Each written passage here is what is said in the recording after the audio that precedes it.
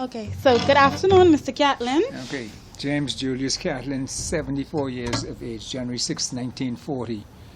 Born on East Shirley Street in the Pond area. In those days was known as the St. Matthew's Parish. I was an Methodist. I worshiped at Ebenezer Methodist Church directly across the street from where I lived. The Baco building now stands at the property that we own. And after we had some problems in the Methodist Church, I left and went to join the Anglican Church. In my area, we had the Methodists, we had the Anglicans, we had the Catholics, we had the Salvation Army, and in the Pond area, we had the Jumper Church. And then up in St. James Road, we had the Baptists and whatnot. So I'm well-rounded when it comes to all of these various denominations growing up with all of them. Right. And so having such... So now that's proof that you talk to me. Right. So, I mean, having such a profound effect on the Bahamian society and culture, how do you feel we have progressed as a country since independence? I go way back to the colonial days, all right? Because independence came, the government changed in 1967, and we got independence in 1973. Correct. So in school, we had a British upbringing, and me and people of my generation, my era, even now, we cringe when we hear the mispronunciation of words in newscasts, etc., and how far that we have swayed, especially the young people have swayed to the American way of saying things and doing things and whatnot. And it isn't proper. I remember in '67 when government changed, when the PLP came into power. Looking back at it now, I thought that then we should have started a training program with our Bahamian brothers and sisters, both black and white, including Conquistadors, that this is now our country, we must work together. But for some unknown reason, we seem to have created this divide that the only black people are Bahamians. Right, right. All right? And that is not so. Many of us do not want to even acknowledge the fact that plenty of the Conquistadors and plenty of the white people did a lot to help the country along. In 1973, we got our independence. I was at Fort Charlotte the night when July 9th, when the Union Jack was lowered and the Bahamian flag was raised. It was a very, very moving experience. Prior to us raising our flag, I was living in the U.S. working for the Ministry of Tourism at the time in Chicago, and I came home for independence. But during the week before independence, week or two before independence, that I was here and going around to the various nightclubs and whatnot, and going to the movies once occasionally prior to independence, I was appalled that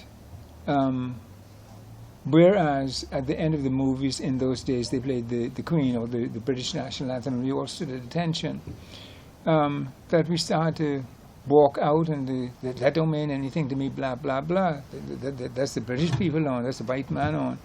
And so therefore when our national anthem became effective on July 10th, right, we had the same attitude, and to this day we still have the same attitude. The national anthem is playing, we show no respect, we walk up and down, we chew and gum. I see the police doing it, I see the defense force doing it, the national anthem playing, they chew and gum.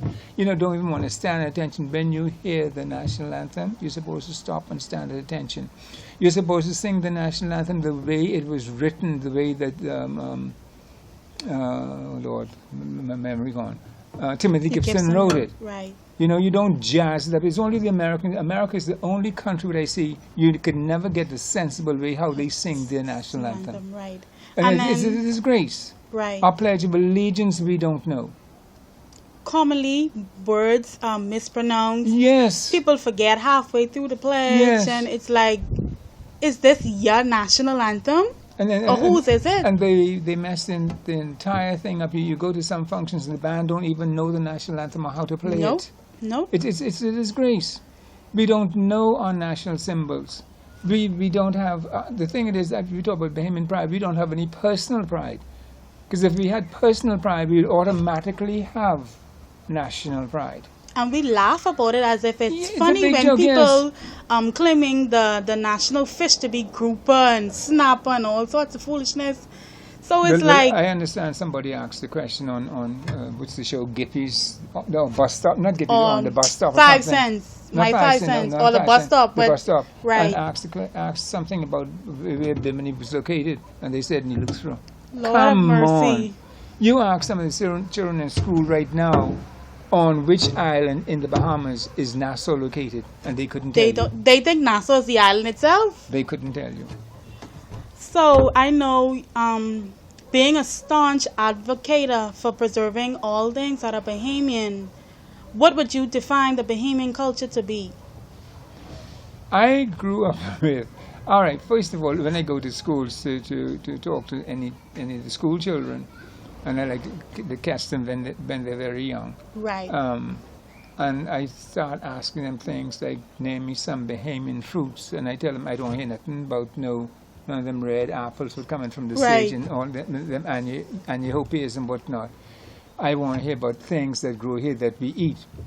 Some of them know, some of them don't have a clue. I say, when they say strawberries, I said that is not native to the Bahamas. They don't know anything about guava and ganep and sea grape and cocoa plum and things like that.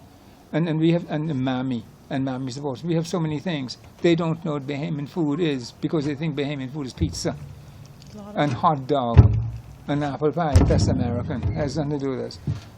We need to have that, to know how to survive. If the boats stop coming and stop bringing the foreign foods, we will starve.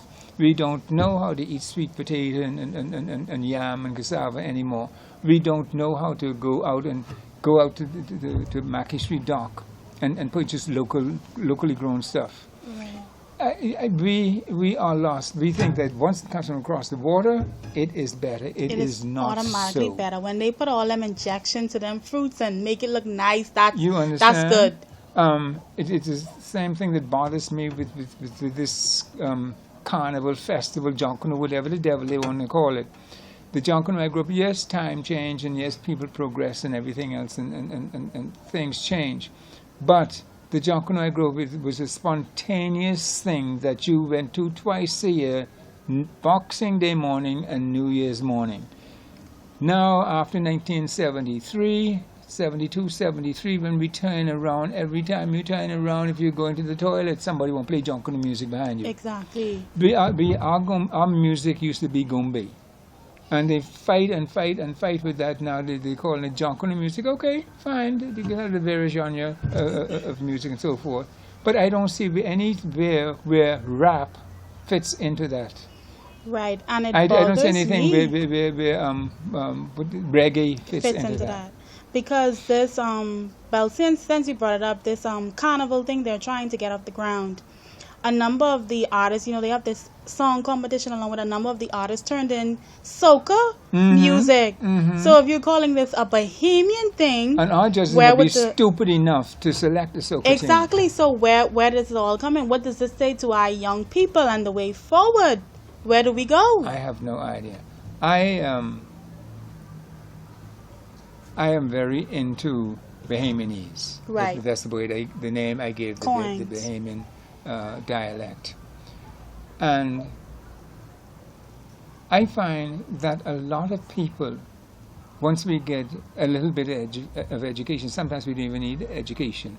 We meet a foreigner, and suddenly we want to be more British than the British and more American. Our accent has than the changed American. overnight. Now, I am not saying, and I tell the school children, while you are in school, you must learn standard English. You must learn to communicate properly. Right.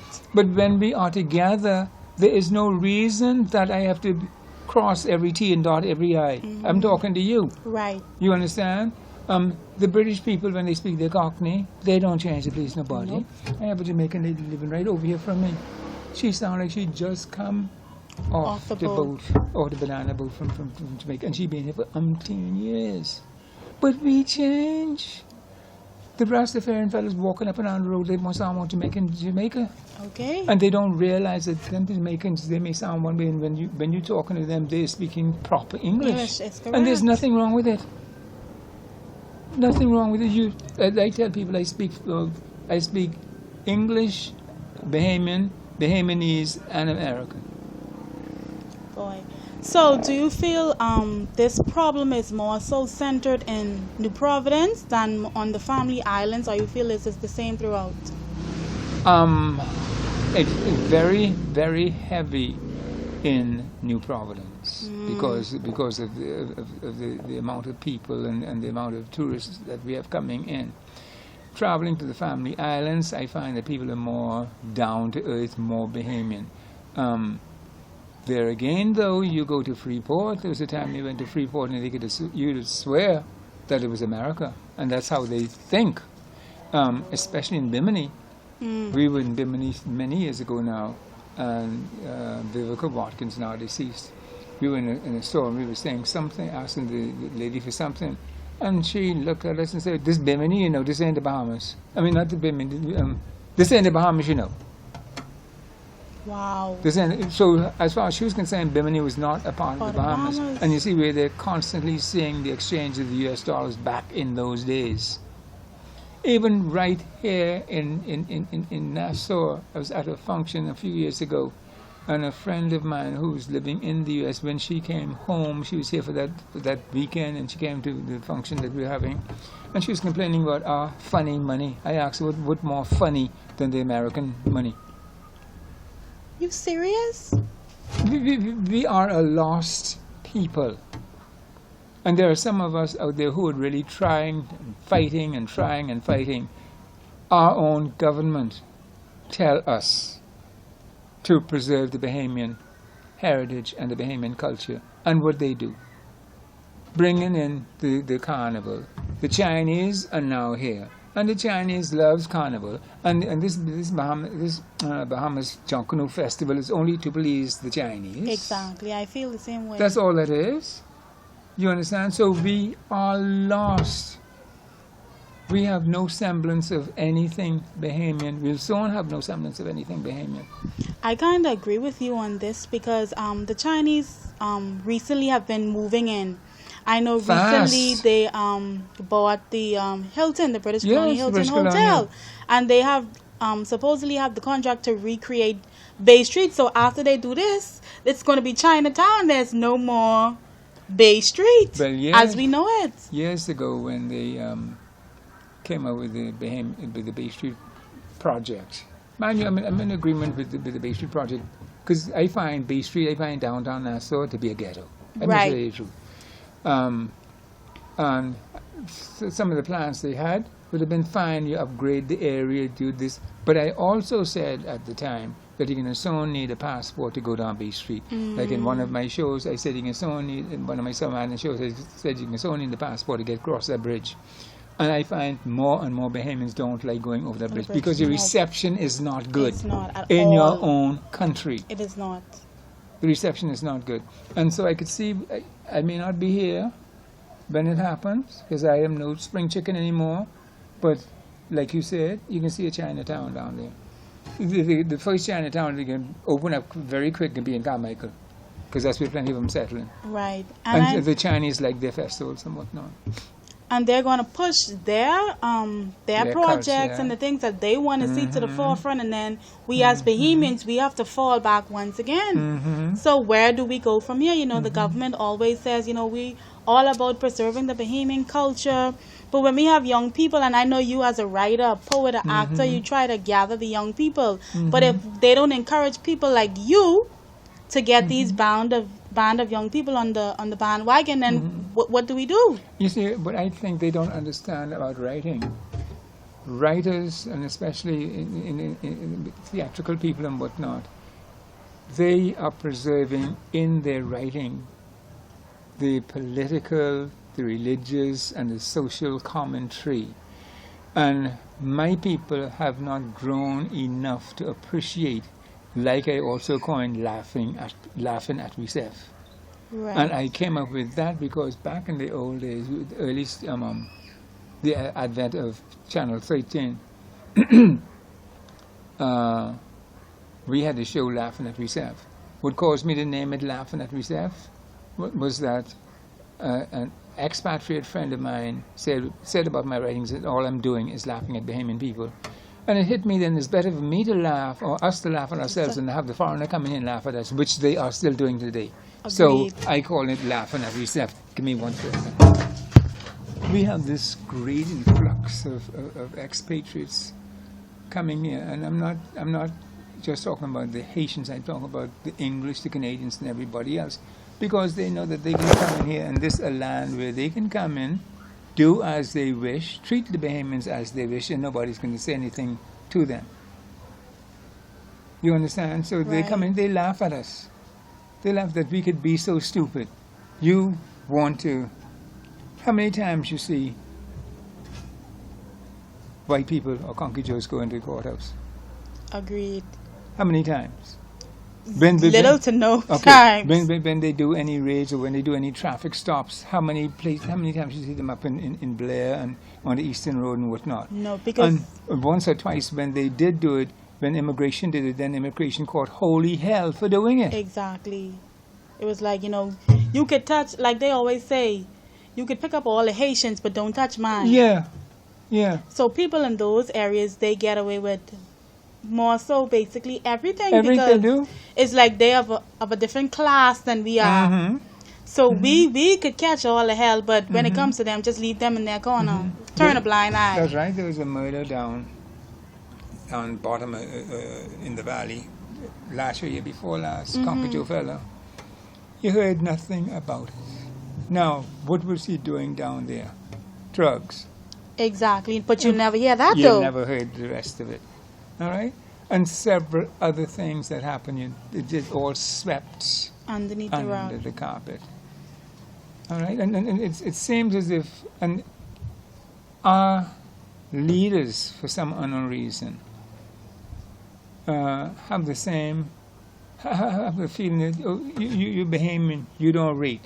I hear so much about the church and the church and the church, and part may say, and they say, I don't know how you feel and whatnot, but it's how I feel, the church be damned because the church don't speak for me. The Christian Council in That's a waste of time. particular, It's a for waste them of to time. have the nerve to come out and talk the foolishness they talked about, been talking about these issues recently, it's like, where's your direction? Where's your focus? The man who raped the 6-year-old child and only got 5 years, not a word about that. They like spontaneously chooses their issues, and I'm like, but what about those other issues? But more so, need to come to the forefront that you're turning a blind eye to. If it's something You could come to talk about gambling when you could be talking about. If it's gambling and homosexuality, all right, They right there. they jump right on there. your neck. But all the sweetheart and everything else we're carrying on in the church, they don't say anything about that. Exactly. See the man up here go on, spend time in jail, 3 years in jail, come out, open church.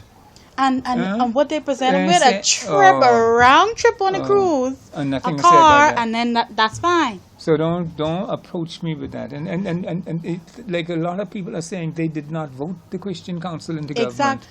I don't understand. So I don't see why we have to listen to them. I don't understand why they have so much say in our country. Because they ain't got no power. I really Come don't on, say. understand. And you're going off topic. Well, all of this entitles Bahamian society and culture, so we Okay. right on track. But I know a lot of students, like, they don't know, especially the younger generation, they don't know much about the traditional Bahamian way, like skipping rocks and stuff Skipping like rope that, and whatnot, yeah.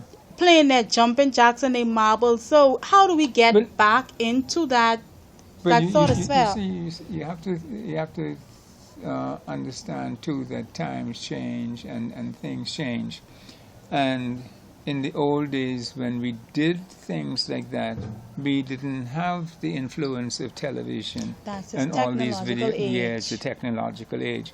But there's still nothing wrong with when you have a children's party or something to do the jump rope and shoot marbles. Exactly. There was a time up to about 15 years ago, if that, there was a group who used to fly kites on Good Friday. And that was a part of our tradition. When you came from church on Good Friday, you flew kites and got outside and you shot marbles. Wow, I didn't know that. Yeah. and who tried to carry it on? The two ladies are dead. The minister of culture, Danny. Danny's Right. mother was one of them who tried to keep the tradition going. But you don't see kites flying around. I mean, of course, we have plenty more electrical wires now. But plenty of things we used to do that we don't do We anymore. just stray totally away. I wonder, I was talking to a friend of mine about this yesterday, whatever happened to the activities for the young people, the Boy Scouts just about dead, the Girl Guides just about dead. They were an important part. Like I said, I grew up in the Methodist Church, and the Methodist Church had youth groups that Right, we that met. they got assembled and Yes, and we played games, and you had your scriptures and your service and everything else. We played games, we went out and we did group things. In the nighttime, with moonlight night, you used to have moonlight picnics. But you can't even sit on your own porch nowadays. But we went on moonlight picnics and had a marvelous time. Christmas time, we'd get on the back of trucks and we'd go carol singing. They don't do anything like that now. This Friday is Halloween. The church put them out on that, and they won't talk about that. That's Satanism and whatnot. It has nothing to do with Satanism. It's been around for years, and people just got dressed up and went around trick-and-treating and having a good time. November 1st is All Saints' Day. All right? So, I don't know. They've taken Santa Claus out of Christmas. everything has been recreated Yeah. to suit certain people. To certain That's people, the way yeah. I feel. Uh-huh. And so I don't know where we go from here. When I was a child, we looked forward to Santa Claus, and if you did not behave and if you did not do well in school, you threatened Santa Claus wasn't coming. Mind you, every year, almost it was a pair of socks and a colouring book, but at least Santa Claus It was came. something. I was writing for a bicycle as far as the back as I can remember, and I never got the bicycle. And then, you sit down, you wonder, well, how Santa Claus used to get in the house? And my grandma and my man would tell me, well, Santa Claus used to come through the crack, because we used to live in a wooden house, come through the crack in the wall. Yeah. But the children don't have anything like that. We've taken everything from the children. When you sat down to eat, if you didn't want to eat what was served, you went to bed hungry. There was only one pot cooking in our house, and everybody ate whatever was prepared. Wow. But nowadays, no, this Johnny don't like this, and the next one don't like that. So you got to cook separate for each person. They'll wait for it in my house.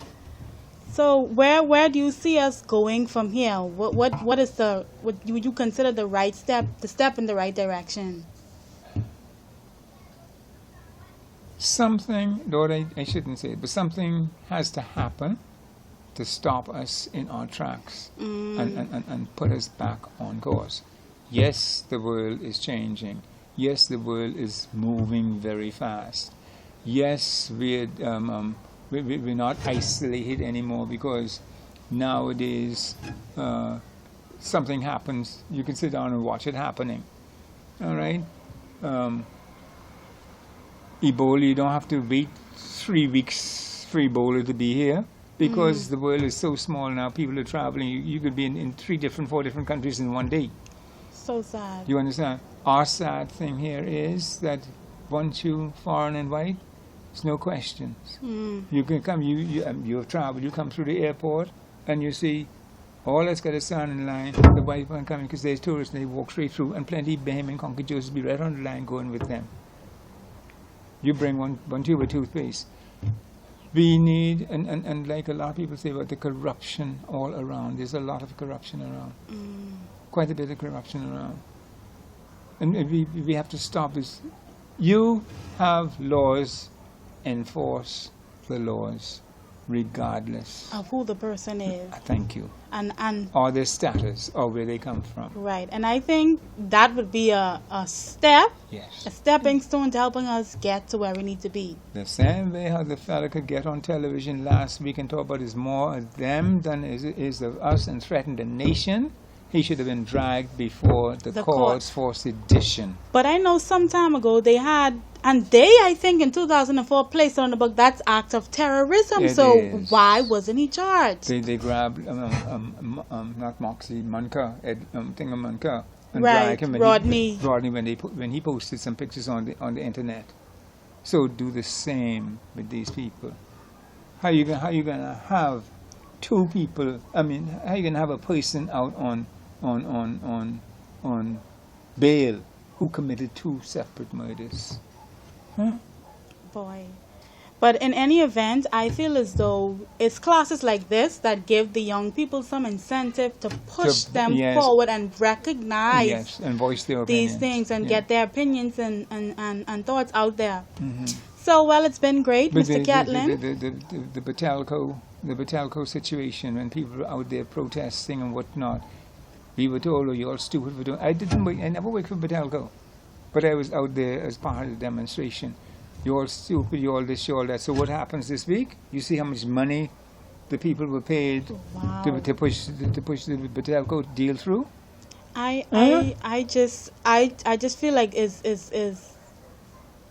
a load that just we burdening our Yes, generations to come, yes. because where are we going to get all these have no monies from idea. to I pay have no these debt idea. off? I have no idea. Now, yes, government need money. They're going to introduce the VAT. Nobody to this day can't explain fully yet how VAT is going to go. I won't know how they're going to collect it.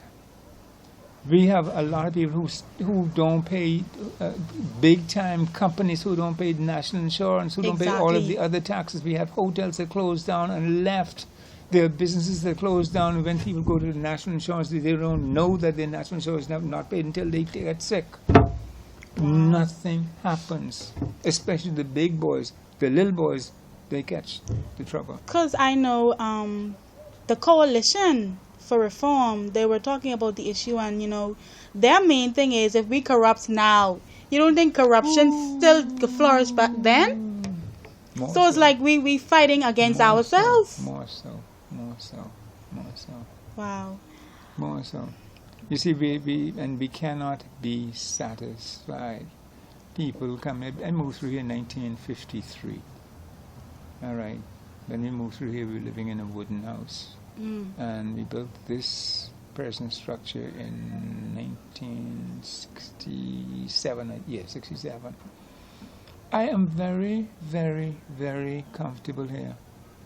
And a lot of people who, if they come here the first time, and they walk, oh, I've been told me, oh, you're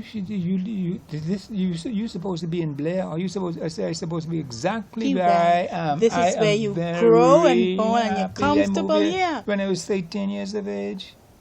This is what you know. 13 years of age. Wow. You understand? And everything around here I could do for myself. Exactly. If I want a party, I used to have all kind of parties here. This yours, and you Yeah. good. You happy with where you at? Yeah. Wow. I mean, the neighbors have changed nowadays and whatnot, and those are you things don't- you just have to deal with as you go Yeah. along with. yeah. You try and make your living as comfortable as you would want it to be, and then certain things you just have no control No, over. you have no control over. No. Wow. But I don't know. I wish the young people well. The young people need to stand up, and the young people need to leave politics out of their lives.